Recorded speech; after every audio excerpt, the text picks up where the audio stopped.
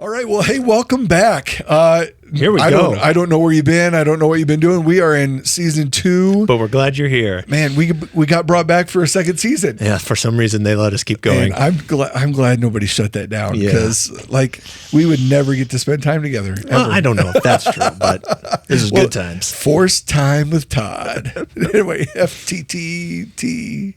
Anyway. Nothing like a good acronym for you. That would be like a great. Is it categories where you like if you can like double up on the same letter words? Oh man, I don't know. That was a great one. Like you just make things up. Is that even real? I don't know. But if somebody wants to just tell us that later on or in the comments, let us know. Sounds great. Yeah, in the comments, like boy, why are there comments about categories? I don't know. Have we had a comment? I don't know. Maybe I don't know. There is no comment section. It's probably a wise decision. If there was, they'd be like, we would not be here for season. No, I'm just kidding. We love it. And we've been having this conversation around marriage and we want to just kind of bring it to a close here over the next few with the last intimacy we walked through, emotional intimacy. We tackled spiritual intimacy. Now it's on to physical intimacy. Now it's on to the physical. I know you guys wanted your pastors to talk about sex. Let's do it. Listen, we're all adults here. Let's just go after it. Right. Like, that is the funny thing. It's like people do want to have this conversation, but in the same breath, they're like, I don't know. Oh, it's just so awkward. But yet it's not. It's not. But you know what the crazy part about all this is, and this is just kind of me. Everybody, we went through a phase, right, where everybody was mad about how it was or wasn't talked about or the culture that was established or the things that were perpetuated or the storylines that were given and everybody's got an opinion on it but so often nobody's willing to have a real conversation about it, right? Everybody wants to point the finger about how it was wrong or what somebody else did or how somebody else ruined it for them. But okay, hold on. If this is something that God established, I think he wants us to have a real conversation. He wants us to do it well. Yep. And I think when it comes to the idea of having conversation about sex, didn't look forward to it when I had kids to have to have a conversation. Not even. Nope. Anyway, no one looks forward to it, even when it's coming from your parents. Sometimes you're like, oh. Were parents supposed to have a conversation with their kids about that? So, but I think sometimes. In the past, I think the church has made it a taboo. Yeah, no, I would agree. Conversation where culture hasn't, and culture's talking about it. Yep. And so, what I think is dangerous is church being so behind or out of touch with that conversation. And so, I'm hoping as we have this, like, what are your thoughts on physical intimacy, especially when it comes to in the context of marriage, and what does that look like, and what does that mean, and what does God want it to be? And so this first part of it, we kind of want to make sure it's like, why did God design it? Yeah. Like what is it? Like what is it supposed to be? All those kind of things. Yeah. Because I've give you some of the things that I've heard from church settings, or just it's like that I don't necessarily think is the healthiest. It's like it's only for procreating. Yes. It's only for having kids. Mm-hmm. And I'd go, I disagree with that because how can you say that to the couple who's struggling to have kids? Yep, absolutely. Like that's not. Are they doing something wrong? Like no, that's not right. And I don't think that's how God designed it. Now, is it a part of it? Sure, absolutely. Yeah, absolutely. Also, I think there's kind of like it's just this dirty thing we don't talk about. Yeah. Well, I go, well, that's very confusing. Well, if we don't talk about that's a weird theology. Yeah, that really is. God created this thing. Just do it in the dark of your own bedroom and let's just not talk about it. And I go, God's like, no, that's not how I created this to be either. That's where really great skits come to play, right? Like, I remember Chip and Tyler had that skit, like, I'm waiting for after marriage to remain abstinent. How does that work? Right. I don't know. And so, and I think, once again, sex is this good thing. It's a gift that God's given us that we get to experience pleasure. Yes. And he goes, but pleasure is an incredible thing, but it also can be a tool that Satan uses to really take us down a road we should never go down. Oh, yeah. And I think just like any of these. No, I would agree. Intimacy is one of those things like, yes, physical intimacy is important and it's so valuable in a marriage. Well, how we come into marriage and our view on it, that almost even saying those things opens a Pandora's box, right? Yeah. Like how your family talked about it, how they dealt with it, how they didn't deal with it. And really, man, so many people that never got prepared for that marriage night, and whether they had said, you know what, sex is just exactly for pleasure. Like, well, I'm going to experience that as much as I can and bring that into relationship. And then you find that what you brought in is just a lot of baggage into that relationship. Or if you didn't talk about it and then you get to relationship and you're like, I don't know what to do and I don't want to do anything wrong. And maybe, you just find yourself kind of inept. Yep. And that's dangerous as well. And so being able to have honest conversation and I think what we do with what we've heard or not heard about it and really being willing to have an intentional conversation. Like I remember the first time I heard those three things, kind of like you're talking about, was at college, and Dr. Larry Hughes was like recreation, procreation, and spiritual unity. Three reasons for sex. Right. And it can't be one or the other. It's all three of those things at play that set the table for us to come. Now obviously there are more conversations we can have around physical intimacy, and I think it's important for us too. But to establish that it plays a part in so many different ways than just the act of sex. Yeah, and I would also say this is the one area when it comes to understanding it, and God gave it as a gift, and it is for these purposes of, hey, recreation, it's fun and enjoyable. I like it a lot. And just for some of you need to hear this, God created it for that purpose. Because sometimes we're like, does God just want us to have fun? Yes. Yeah. He does. Just like as parents, we want to see our kids have fun or just see anybody just enjoy something. Yes. He goes, that's why I gave it to you. Enjoy it. But then also on some of this procreation, being able to have kids, but then the spiritual unity piece, God goes, so I understand how big this is. Yes. He created the gift, and he goes, I understand how powerful it can be. That's why sex is such a powerful tool used by culture. Yep. If you go look at the pornography industry, they are making a ton of money off of this pleasure. Absolutely. And they are selling something that, like, yes, we're tempted by all those kind of things, but it also is deceiving to us. Absolutely. Creates an unhealthy expectations. It's all those kind of things. So God goes, and he understands how big this is, and goes, I put some rules around it to go, I want to make sure you understand and can experience how powerful this gift is. Yeah, and I think so many times we look at just the outside of that, of like the rules of like, oh, it's just rules, and it's not allowed to have any fun. We've all heard those things that have been said, like, well, how can you just be with one person? Well, no, hold on. Like I tell my couples, like, and why should you wait to have sex before you're married? Like, shouldn't you try things before you're married? Why would a God that wants you to have fun and enjoy something inhibit you from doing those things, right? And just a sense of, if you come to understand what it is, it gets better, right? And it gets better, and you learn to understand and have conversation. You should learn to understand and have conversation with your spouse. This should not be just a thing where you come together and be like, well, glad we got to do that.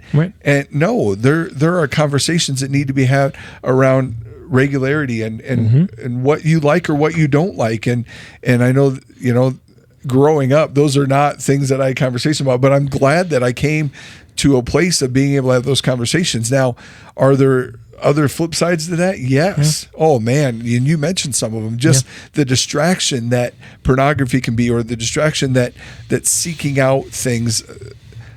I think the word and the idea that comes to mind to me is fulfillment. That God wants to bring fulfillment into an area of your life that maybe before you got married, or even now as a single individual, there's not a lot of fulfillment because you think you're missing out, or you think everybody else is, or you think God is holding you back. But yet God is, one of the things I say to couples in premarital counseling is, God's no is temporary, but God's yes is forever. And I love that. I think That's so good. Often this idea of sex or sex outside of marriage is God's strike against us and say, no, it only is good inside. And we're like, well, that seems forever. No, it's temporary. God's desires for you to find someone, to grow in relationship, and for that sexual intimacy to be something forever that you grow and work on and build on. And I think he kind of put rules around it, just like we do with our kids and all that kind of stuff, to protect us from from the pain that would cause us if it gets out of order. Now, I understand our world has a lot of different views on sex and all those kind of things, but from a biblical standpoint, and I think this is important to share, but I understand for those of you may disagree, you may all those, and I go, I'm not here to say this as a judgment. I'm just hearing like, here's what I see in Scripture. Yeah. And what, as a church, we try to, like, we want to be biblically based. We want to show this. So when it comes to the rules, God's going, there's Old Testament pieces to it. There's New Testament pieces to it where it shares like marriage should be between a man and a woman. And that's where they can experience intimacy. Absolutely. And so where God goes, like, and the reason he put some of those rules around it is to avoid the pain that it caused. Because I can tell you my own story is I went outside of that. Yeah. I went down a very more intimate side of things, going way too far before I was married. And there is just a connection that you have with that person for the rest of your life. Yep. Like, because there's something that God does in the midst of physical intimacy where he attaches two people together. Yes. And don't get me wrong, the other intimacies are doing this too, to where it says the two become one. And he goes, but if we start putting sex above it all, it becomes bigger than that. Because I can tell you from my experience, like, sex was such a big component I'm like, okay, man, I get to have sex, and like, this is so exciting. And being taught in church, like, wait till marriage, wait till marriage, wait till marriage. And then being taught from a culture, because going to a public high school, just hearing all these things and all that. And I'm saying, whether you went to private, public, private or public, you hear all these things. And TV, culture, all these things start setting, here's what it should be. Yeah. And God's over going here like, well, can I have a voice in that? Because I actually think some of this is very unhealthy. Well, and that's our part. Like, we believe the lie too. Like, all those things we hear. Like, is that really? I don't think that's really happening. Or hold on. And so it's so vital. Like you're talking about, like those things that you did or ways that you went about it. It's important to establish a rhythm and a process. And so I think that's why, to me, in this idea, emotional intimacy is so vital to protect when it's you and your spouse, right? Yep. Because if you are not emotionally connected in the way that you and your spouse need to be in regards to loving one another and caring about one another, you're going to miss that building block that takes us from just an emotional connection to something that's greater than that is supposed to lead to sex, right? Well, and you're searching for it because you're like, oh, I really am emotionally connected here. Yeah. That should obviously lead there and should put us in a place, right? I think the danger, if you don't have emotional intimacy within having sex with somebody, it is a transaction. Yep, absolutely. And so when it becomes a transaction, nobody feels great about it. No. The pleasure, yes, you experience it, but afterwards you're like, okay, I don't really know you, but thank you for that, that kind of stuff. And you hear it, like the one night stands, those kind of things. There's no attachment there. Yeah. But then then the spiritual piece comes into this, and you talk about there's a unity now. Yeah. That goes, I think, even stronger development than just, hey, we're connected. Like, hey, God's unifying us. God's putting something together that's even in the spiritual realm that the physical intimacy gets to bring into a whole nother level. Well, and God is ultimately more interested in what he is building up in you than what it is now. And if he has brought you two together, man, that's the hardest part. There may be things that need to be remedied. There are things that need to be talked about, discussed before you even get to the place of saying, because, man, we bring those we bring those hurts, we bring those pains, we bring those ambitions or those thoughts of what it is, and we may set ourselves up to fail long before we get to the place where we can even enjoy something like that. Well, and think about this. He gives you this, and he goes, I want to teach you how to love others in the midst of this, and love your spouse, and to be able to be physically intimate. But he also is going, now spiritually, and I think he does this in so many ways, but he's also going, can we be unified even within our desires? Yeah. Like, can I be able to go, hey, can we talk about that desire? Because it's kind of going outside of here. Yeah. And he goes, because then it raises that question when it comes to physical intimacy. Why would God give me a desire that's outside of the rules? And I think that's to say I didn't have a desire to be like, before I was married, to be like with multiple women. Yeah. Okay, that desire, I'll be honest, that desire was there. Yeah. But God's going, can we talk about that? Can I speak into that? Can I speak into that? Because you think that's healthy, or you think that would be fun. But do you know what that could do to you? Yeah.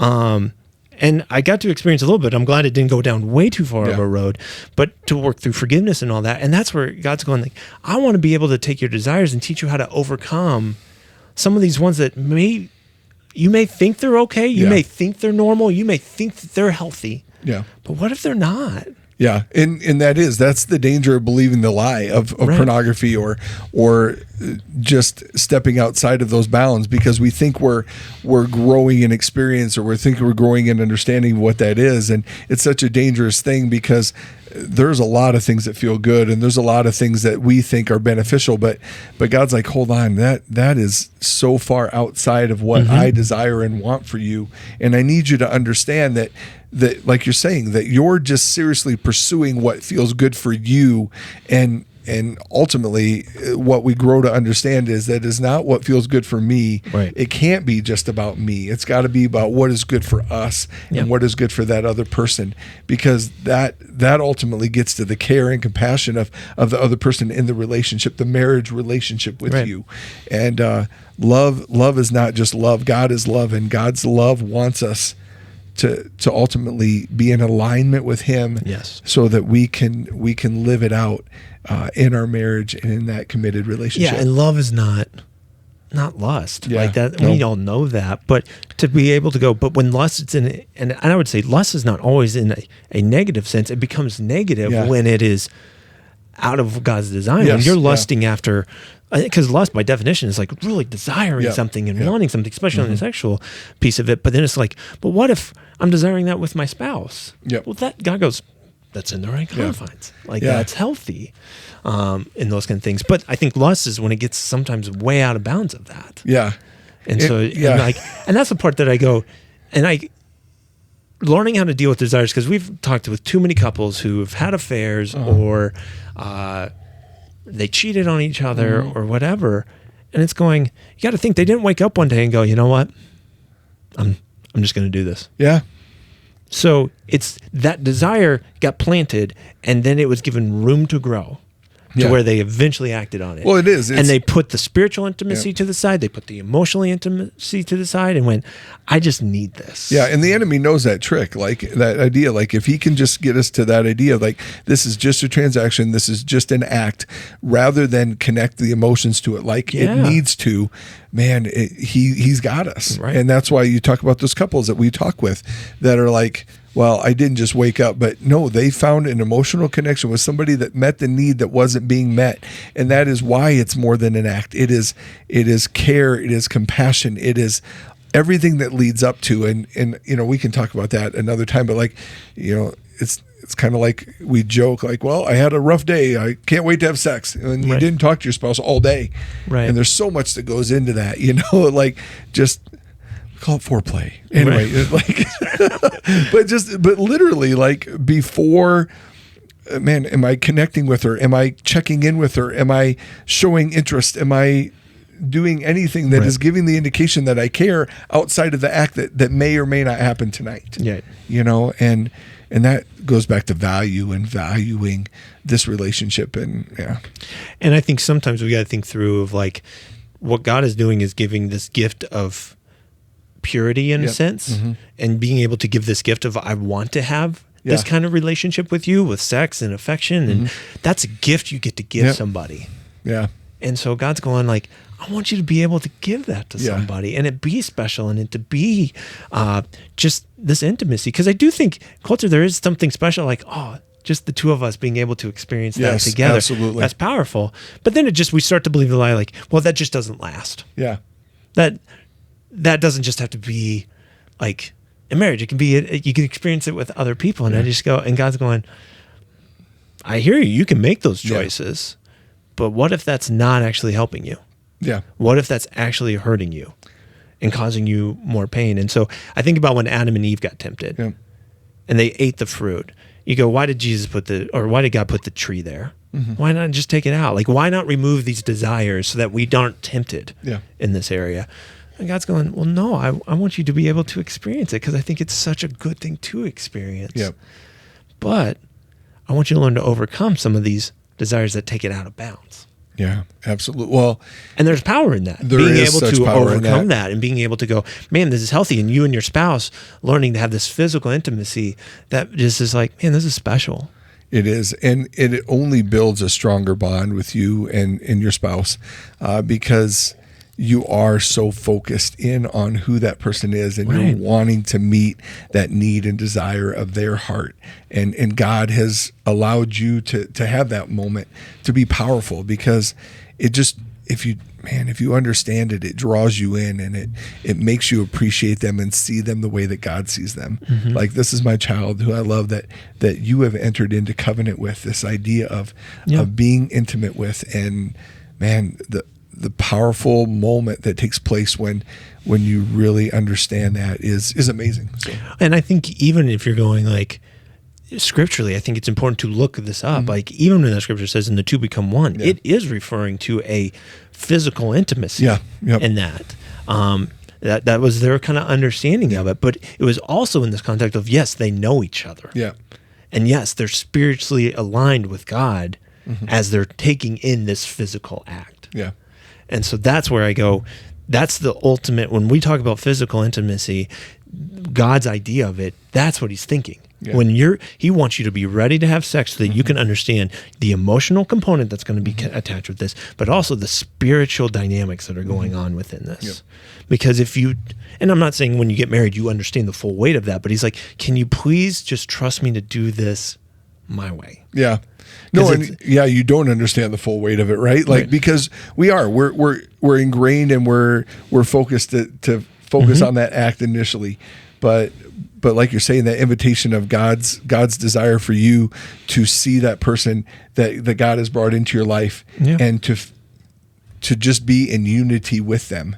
And I think of it just like we coach our kids at times of like, hey, well, this is not the right time for this, but we will let you, like, we don't let them drive cars when they're 8 because we're teaching them to be ready for that. Yeah. It's sometimes we're like 16. Is that even the right age? But God's doing the same thing with us when it comes to marriage. He's like, you may not fully understand it, but I want to make sure you have the right mindset, or at least ready. Are you ready to pursue this person as your spouse? Are you ready to love them and cherish them, and not just want to have sex with them? Yeah. I think that's a component to it, but it's like, there's deeper things that God's like, is your heart ready for that? Well, and it's a trust conversation, right? Right. Like, I mean, and I talk to my girls about that too. When as we grow in our conversation in readiness and preparedness for them leaving my house, like, listen, I trust you. I want to trust you, and I need to be able to believe that if and when you date, and we have a hard line for when our girls can date, and we understand that, but I want to be able to trust that when you are alone or when you're doing these things, that you are understanding that what we said and what we laid out was not to harm or punish or inhibit you from being who you were, but it was to help build and prepare you for what is to come, and for you to believe that God has something that is so much greater. For those of you that are dating right now, or getting ready to date or whatever, like, trust us. What God has for you and what God desires for you is so much greater than what this world is perpetuating, and where they're telling you you're missing out on. And some of it, I also know, like, sadly enough, there's a lot of pain caused in this area by people who should not. It's just frustrating. So then that leads into struggles within this area of going like, well, when the intimacy happens in this area, all I can think about is what happened when I was a kid, or what happened in these circumstances. And so, and that's where what's beautiful is God can still redeem that. God can still work through that and bring healing to you, to where you still, regardless, and maybe this is for someone who needs to hear this, regardless of what you've done in the past or whatever you've experienced, in this area, God goes, I can still redeem that and still give you an opportunity to experience something very special within your marriage. And I know some of you, your stories are a lot worse than mine, or if we were playing that comparison game. But I also look at my own story as like, Tina and I didn't do it perfectly. Yeah. I tell couples this all the time. I go, when it comes to physical, we weren't perfect in this. We pushed boundaries. We pushed things we shouldn't have. But by the grace of God, it's still a beautiful thing in our marriage. Yeah. And it's still something that we go, man, this is powerful.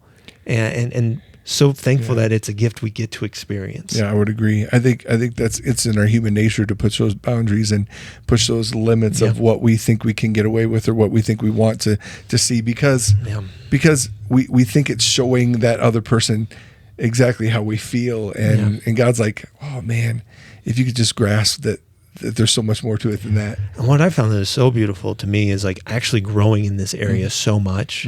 Because when I was just getting married, I had such unhealthy expectations, unhealthy mindsets, just that through marriage I had to unlearn. Yeah. Which was so good for me, and Tina and I being willing to walk through that together to where now it's like sex does not have such a stronghold in my life that it used to, if that makes sense. No, it does. It makes total sense. To where it's like, it's still something that, man, I love that I get to have it in marriage, but it's, man, as a teenager and as a young 20-something, like you are way too occupied sometimes with that stuff. Well, yeah, but again, like we said, but our that's world not, perpetuates those are desires, those but are it's desires, like, but putting them, and this is what God taught me, is like, do I still have authority over those? Yeah, absolutely. Or do you get to dictate whatever you want to do with those? And that was such a valuable learning lesson to now be able to put that and go, man, now being at 37, I'm going, God, thank you. Because now that could have been, it can get way out of whack, way out of order.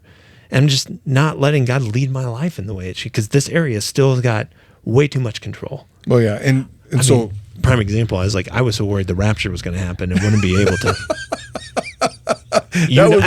As a Christian, all of us, especially as a teenager, you had that thought probably. Like, maybe especially all the males. You're like, do I get to? I was just worried about like having the fire take place in gym class. That was all I was worried about. Like, what am I going to do? Anyway, no, I know you and I were on different pages. Yeah, listen, there were a lot of pages I sworn I was on, but we're going to dive into more of this next time. That's why the beauty of part 2, right? Yeah. But we'll dive into more of this conversation, and I'm thankful. What does that look like? How does practically what's healthy in this area? Because I think some of us have those questions. Yeah, we want to make sure. Where does God need to bring healing? Where does God need to bring a new outlook and focus for you and your marriage and for just life in general? But I think big thing is when it comes to physical intimacy, recognizing this is a gift from God. Yep. And it is for recreation, as you said, and procreation and spiritual unity. Yeah. All those things can happen within sex. And so some of it you may have to look at that and go, do I believe that? Yep. Do I believe those three? Because I think the scripture even shows that. I believe it does, yeah. And I believe that it just affirms what God's desire is for us. And we'll look forward to diving into it next time with you. We'll see you guys later. Thanks.